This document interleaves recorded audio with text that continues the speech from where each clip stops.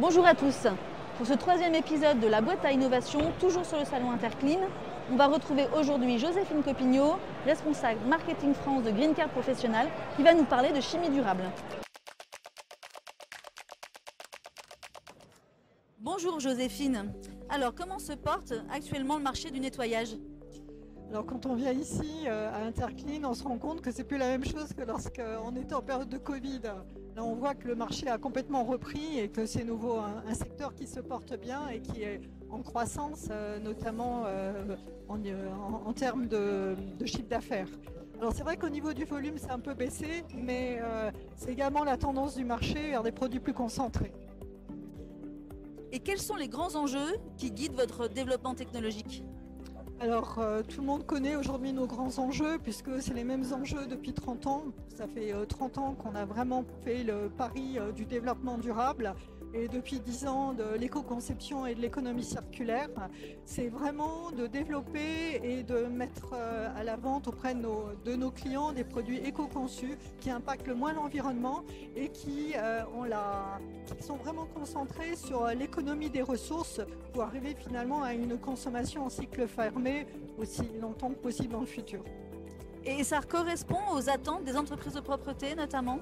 Je crois que le marché et le monde changent. On voit bien que les nouvelles générations, autant ces thèmes étaient peut-être un peu abstraits il y a encore 10 ans, ces nouvelles générations sont aujourd'hui là, c'est les professionnels d'aujourd'hui. On voit toutes les nouvelles personnes, les jeunes personnes qui se lancent sur le marché, pour eux c'est un must, ils ne se posent même pas la question. Après oui, ça devient également une préoccupation de toutes les grandes entreprises et c'est en train de descendre aux plus petites entreprises à cause de la réglementation qui suit finalement la demande et la tendance sociétale et qui réclame des produits à impact réduit et surtout avec des déchets les plus réduits possibles. Parce que ça c'est un des grand challenge de demain, c'est gérer les ressources et les déchets. Et alors dans ce contexte, comment vous définiriez une bonne innovation ? Alors c'est vrai que innovation, on entend souvent parler d'innovation, mais la plupart du temps c'est une nouveauté de gamme, une extension de gamme. Qu'est-ce qu'une vraie innovation ? C'est un produit un peu qui sur un des composants apporte vraiment quelque chose qui n'existait pas sur le marché avant et qui est vraiment en phase avec les attentes du moment ou des fois même un peu précurseur.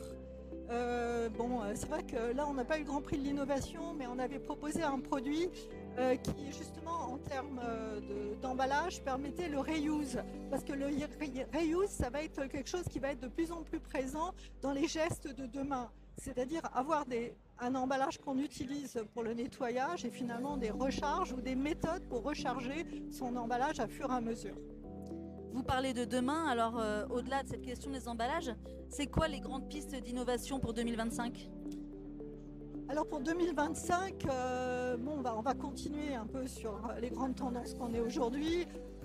Comme je vous le disais, on a une gamme écologique aujourd'hui très très large qui vont jusqu'aux produits les plus techniques et qui toutes ont pour ligne directrice une vraie réflexion sur l'utilisation des ressources et qui sont là pour réduire les déchets et l'usage du plastique et apporter confort, économie à l'usage et santé pour les utilisateurs. Alors Joséphine, pour terminer, si vous voulez bien vous prêter un petit jeu, imaginons qu'on vous supprime toutes les contraintes réglementaires, financières et technologiques. Qu'est-ce que vous inventez demain ? Alors je ne sais pas si c'est vraiment nous qui devrions l'imaginer, mais je me posais la question de quel pourrait être le futur du nettoyage. Et je me dis toujours, ce qui serait bien, c'est de pouvoir... parce qu'on nettoie souvent de manière mécanique, telle surface. Mais est-ce qu'on nettoie forcément là où il faut, quand il faut? Et je me dis, il faudrait pouvoir, avant, pour justement pouvoir travailler au mieux, au plus juste et avec la meilleure efficacité, pouvoir déterminer dans une pièce, finalement, les endroits sales, les endroits à risque, nettoyer ceux-ci, parce que l'objectif, c'est pas avoir des surfaces et des établissements qui sont aseptisés, mais d'arriver à enlever la saleté qui nous permet d'avoir un univers hygiénique propre pour la meilleure qualité de vie possible et utiliser finalement les efforts aussi bien en termes coût de nettoyage que nos produits là où il faut quand il le faut.